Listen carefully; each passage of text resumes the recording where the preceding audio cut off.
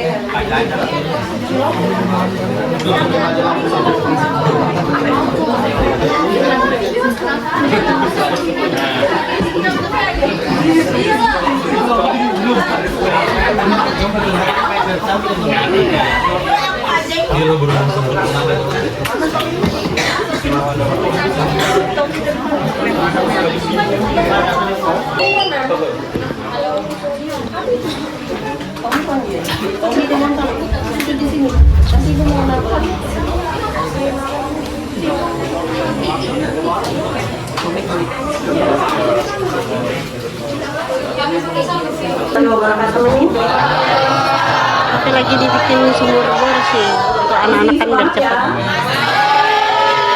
Jam berapa tadi datang ke sini?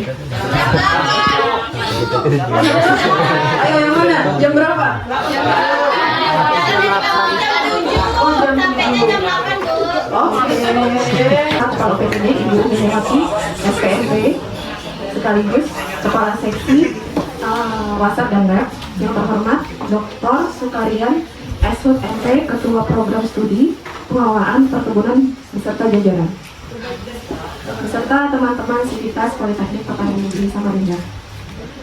Puji syukur kita panjatkan hadirat Allah Subhanahu wa Ta'ala untuk berkah yang diberikan kepada kita sampai dengan hari ini bisa berkumpul di tempat ini dalam rangka praktik lapang teman-teman mahasiswa Politeknik Pertanian Negeri Samarinda.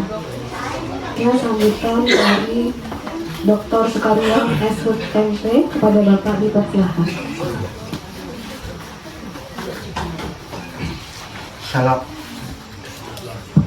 Assalamualaikum warahmatullahi wabarakatuh.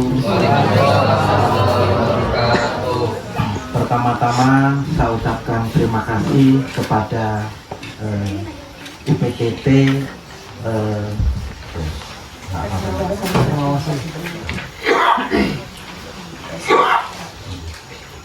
ya, kepada UPTT pengawasan dan sertifikasi benih tanaman pangan dan hortikultura Kalimantan Timur.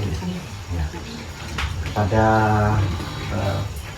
UPTT dalam hal ini, kepada Bu Umi dan jajarannya, dan kepada Pak Ahmad yang pada hari ini menerima kami dari Politeknik Pertanian Negeri Samarinda, khususnya program studi pengelolaan perkebunan.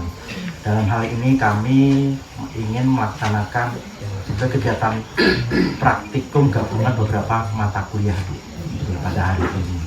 Dari jumlah mahasiswa kami kurang lebih 57 orang, yang pada hari ini sebetulnya akan dihadiri 10 orang dosen dalam hal ini, tapi hari ini kami ada orang 4 dan ada staf humas kami 1 dan 2 supir bis kita yang hadir pada hari ini. Dan ini juga dihadiri dosen yaitu Pak Dr. Rusli sebagai ketua lab di kami, dan Ibu Andi sebagai salah satu dosen pengajar mata kuliah, dan Pak Farizal yang selama ini mengurus untuk berkoordinasi kepada pihak UPTT dalam kegiatan ini. Yang pertama kita ucapkan terima kasih hingga hari ini bisa terselenggara. Baik Bu, tak lupa juga saya ucapkan sampaikan bahwa pimpinan kami juga sangat mengucapkan terima kasih bahwa kegiatan kami bisa difasilitasi oleh pihak UPTT dalam hal ini. Nah, dalam hal ini kami sebetulnya bisa berharap karena ini kan balai sertifikasi dari bentuk supaya anak-anak kami bisa mengerti tentang itu apa sertifikasi sebagai bentuk merdeka belajar.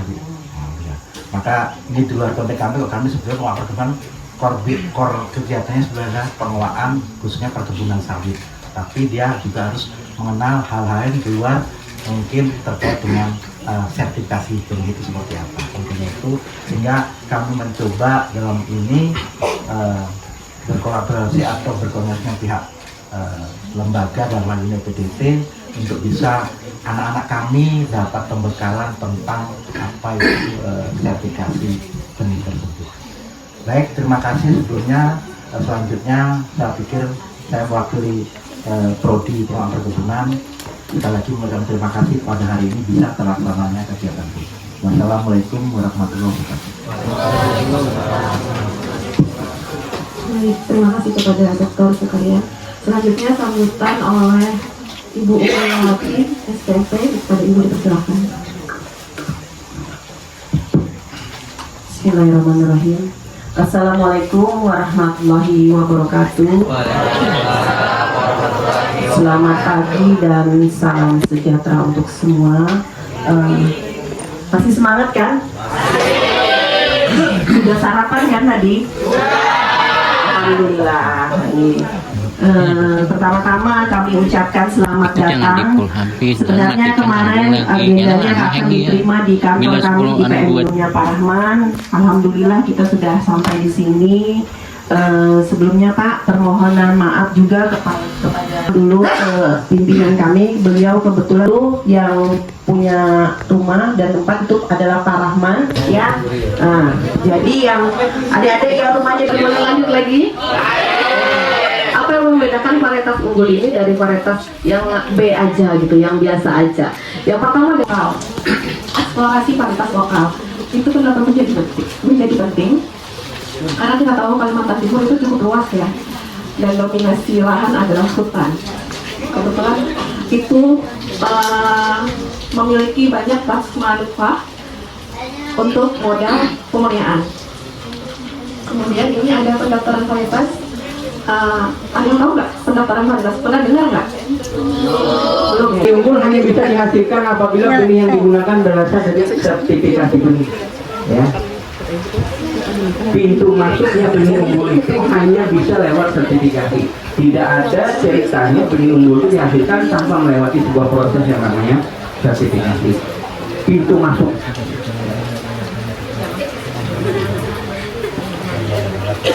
Nah, sekarang apa sertifikasi, Pak? Nah, ini sertifikasi. Jadi sertifikasi benih itu adalah merupakan metode pengakuan secara resmi untuk mempertahankan identitas benih di pasaran, atau serangkaian pemeriksaan terhadap calon benih yang dimulai sejak pertanaman sampai dengan pengujian untuk benih di laboratorium. Nyaman lihat ini. Nyaman lihat ini. Lihat ke sini, lihat ke kamera yang ini. Sabar. Nggak kelihatan, duduk di situ lah, masih bisa. Yang mahasiswa. Ya, kalau nggak mau dipoto, nggak apa-apa juga. Oke.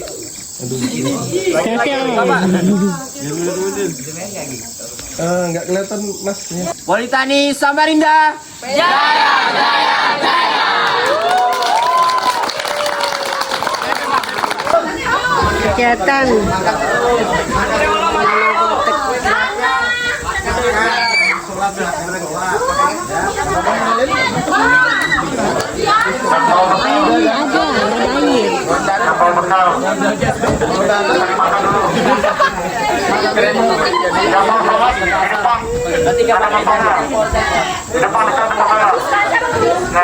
Yang mau makan dulu.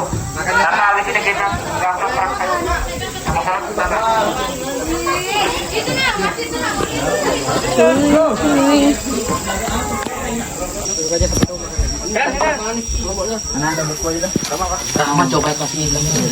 Iya ya silahkan.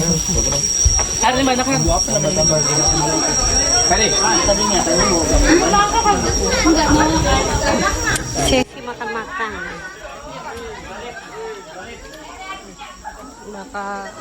Bakal sendiri di bawah guys.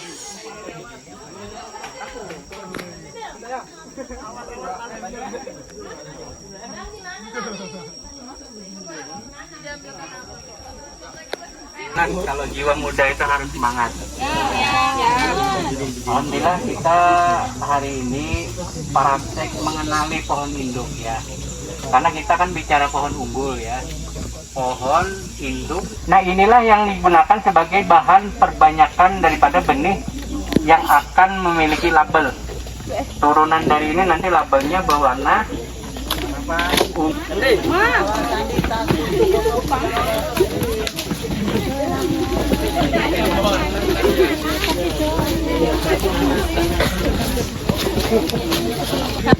satu pohonnya. Ini yang kita sebut dengan satu pohon, dia memiliki 2 paritas. Nah, ini cikal bakal paritas selanjutnya, berarti satu pohon ada 3 paritas. Kok bisa? Nah, itu harus belajar ilmunya ya. Nah, ini harapannya apa? Nanti akan terjadi persilangan alami antara durian lay dengan durian sama lay. Keturunannya itulah yang nanti akan menghasilkan paritas. Paham ya? Lihat tangkap merah. Belum ya, nanti saya juga tangkap merah. Tangkap merah.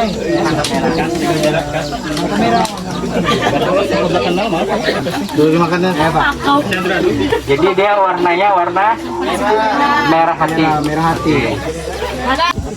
Nah, ini pertanyaan bagi adik-adik ya.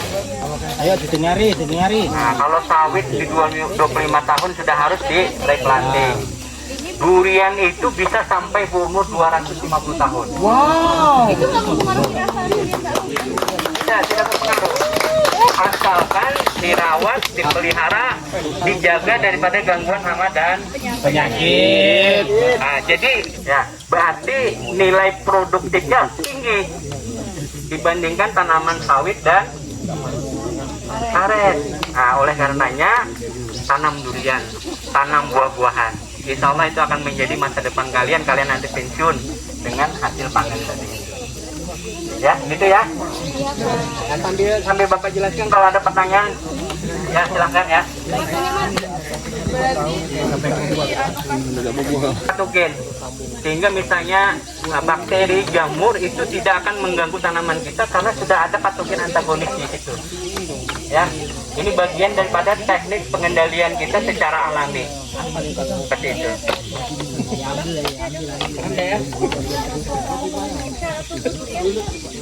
Duri kalau dia tanah rata itu dikhawatirkan nanti ketika musim hujan turun, titik tumbuh akar itu akan tergenang oleh air. Nah, ini yang menyebabkan tanaman itu bisa mati karena air tanah itu ngendap. Tapi kalau yang posisi seperti ini, air tanah akan terus turun ke bawah.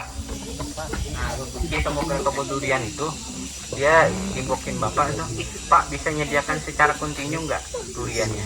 Saya bilang kalau kontinu nggak bisa karena kita tergantung dengan alam, tergantung dengan musim. Kalau ada Pak, bilangnya kami perlu 1 bulan itu minimal itu 1 ton, hitung kilo, kontinu. Dia minta seperti itu. Nah ini sebagian nih sebenarnya kita pernah perlakukan ya, kita kasih perlakuan supaya dia berbuah sepanjang musim. Bisa, nggak usah punya wadah.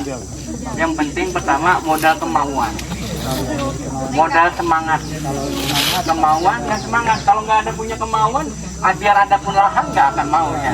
Tapi kalau misalnya sudah ada kemauan, ini punya lahan siapa kira-kira? Nah, tinggal pinjam Pak, lahannya bisa kasih pinjam, kita tanami. Tidak semua usaha itu dimulai dengan modal biaya materi ya. Semangat, kemudian mau melakukan istiqomah, insya Allah kalian akan menjadi orang yang sukses. Ya. Kita akan bisa membedakan sama dengan kalian. Bapak mengenali gini hanya sekali nggak bisa. Kalau kita ingin mengenali, berarti kita harus sering-sering melihat apa perbedaannya. Ya. Jadi kalau kalian memperhatikan ini pisang utai, kalau kita bandingkan dengan pisang kepok grecek, lihat dari sisi batangnya. Jadi kalau manusia itu lihat kakinya, lihat badannya, lihat mukanya, lihat rambutnya. Dari situlah kalian bisa melihat karakter-karakter pembeda. Bagian luar, warna bagian dalam. Nah dari situlah akan terlihat perbedaan. Coba lihatin, ini agak lebar, agak panjang. Kalau ini kan agak kecil ya. Seperti itu. Jadi tidak bisa kita mengenali satu jenis tanaman kalau kita tidak sering-sering melihatnya. Nah di Kecamatan Manor Bulan itu ada petani yang tanam aren. bukan tanaman aren, sebenarnya dia tumbuh secara alami. Nah, petani aren untuk kan? Sekarang kita jalan lagi.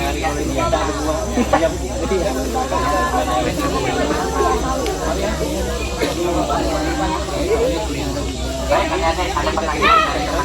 Kita menggabung tanaman yang lain. Pertanyaannya bagus. Jadi ini tidak mengganggu tanaman lain karena dia punya jarak tanam. Ya, itu kan ada jarak tanamnya kan. Berarti unsur hara yang ada di dalam tanah ini tidak berebut. Yang jadi masalah itu ketika kalian tanam tidak punya jarak tanam. Jadi ibarat orang unsur hara karena berebut tadi itu tanaman jadi terganggu. Proses fotosintetisnya, respirasinya, pertumbuhannya akan terganggu. Karena apa? Unsur hara yang ada di dalam tanah terganggu. Kemudian sinar matahari juga berebut. Jadi tanaman itu tidak maksimal. Kenapa? Terjadi persaingan sinar matahari dan unsur hara. Kenapa? Karena tidak punya jarak tanam.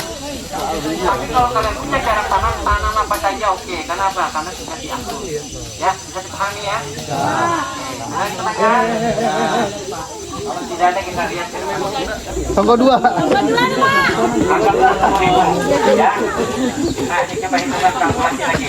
Jika 1 hektar ada 500 tambah 15 juta terus akan dirawat, maka akan dapat keuntungan 1 bulan itu tidak kurang dari 10 juta asalkan kalian punya lahan 1 hektar.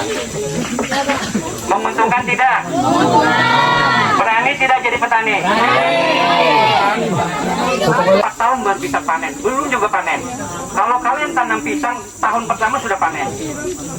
Sawit itu masuk ke 5 tahun baru bisa panen, iya kan? Maka biaya produksi lebih besar daripada kalian tanam pisang. Nah, kalau kalian hitung-hitung secara analisa usaha tani, maka tanam pisang itu lebih menguntungkan daripada tanam. Bapak, apa kamu lulusan sini kerja di lain tuh? Putar bisa gantian.